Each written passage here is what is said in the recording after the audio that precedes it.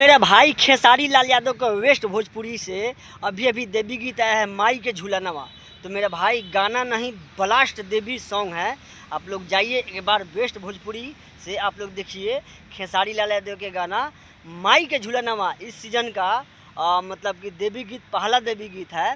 और जो है सो कि इसका जो लिरिक्स मतलब लिखे हैं वो कृष्णा बेदर्दी जी हैं। बहुत पुराना राइटर, अनुभवी राइटर।